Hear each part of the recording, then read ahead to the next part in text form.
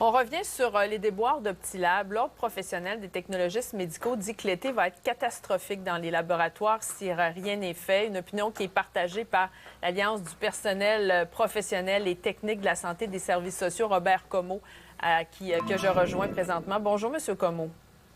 Bonjour, Mme Gagnon. Donc, on s'en est parlé la semaine dernière. Là, c'est un autre cri du cœur qui est lancé. On parle d'un été catastrophique et toutes les régions vont être touchées, notamment par le manque de technologistes médicaux pendant les vacances.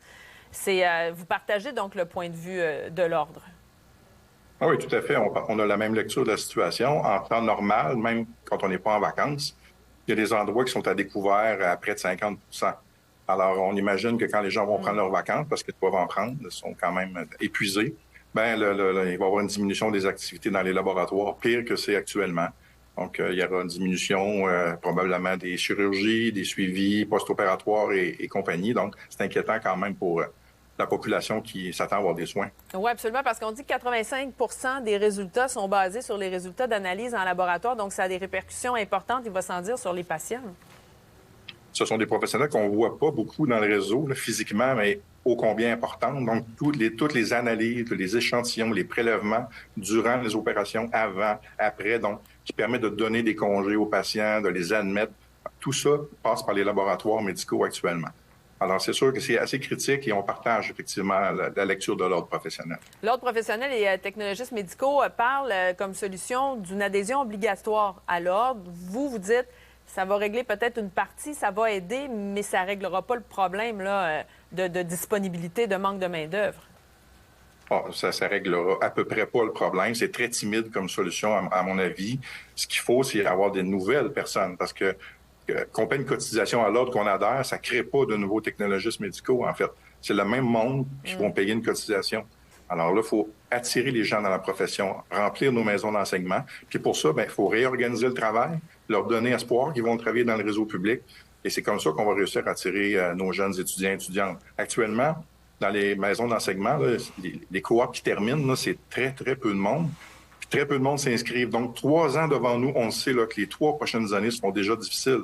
Donc, ça ne prend pas une grosse analyse pour voir qu'on est dans le pétrin encore, au moins pendant 3 ans. Donc, c'est quoi la solution? C'est d'intéresser les gens aux techniques biomédicales actuellement. Oui, justement, on le fait, comme vous l'avez mentionné, par un réaménagement d'horaire, entre autres, parce que est-ce que vous avez l'impression qu'il y en a de moins en moins qui s'inscrivent, justement? C'est ce qui cause, grosso modo, cette pénurie?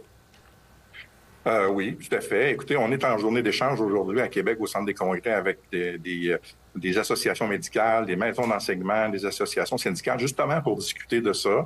On souligne au passage l'absence du ministère qui n'est pas là aujourd'hui. Ouais. C'est dommage.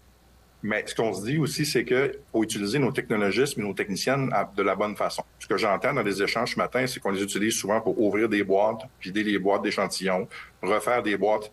C'est pas un travail de technologiste ou de technicien de laboratoire. On est là pour analyser et utiliser notre jugement professionnel. Fait qu'il y a aussi une réorganisation du travail à l'interne qui doit être faite. Et ça, on sent pas que ça se fait. Utiliser les compétences des gens, pourquoi ils ont étudié. Donc, c'est pas attirant pour un jeune, une jeune d'aller ouvrir des boîtes ou fermer des boîtes dans un laboratoire. Leur expertise est ailleurs que là. Cette journée de réflexion dont vous avez parlé, vous dites que le ministère ne sera pas là, il va y avoir des syndicats, il va y avoir des membres de l'association de l'enseignement, en fait, des établissements d'enseignement, je vais le dire, collégiaux. De quoi vous allez parler, en fait? L'objectif de cette journée-là, c'est quoi? C'est de faire des constats. Alors, au Québec, c'est quoi le portrait actuellement? Est-ce que c'est seulement régional, sous-régional, le problème de pénurie de main-d'œuvre? Dégager un grand constat, puis voir comment on peut remplir nos cohortes maintenant. Comment on peut suggérer au ministère des nouvelles solutions pour utiliser le travail de nos technologistes adéquatement? Comment on peut améliorer le système informatique pour éviter de perdre des échantillons, des résultats? Comment être plus performant? Puis comment s'assurer que les médecins qui reçoivent les résultats, aient confiance à ce réseau-là? Parce que ce qu'on entend depuis la semaine dernière, c'est que des fois, il faut une double analyse pour s'assurer que c'est vraiment ça. Là, si on ébranle la confiance des gens envers ça, on a un problème. Donc, on y réfléchit. On y réfléchit concrètement tous ensemble. Bien, j'allais dire, donc, en plus d'avoir des analyses qui sont perdues, qui n'arrivent pas à temps, là, on n'est pas sûr, quand on reçoit une analyse, que c'est la bonne chose. C'est vraiment rien ne va plus, là.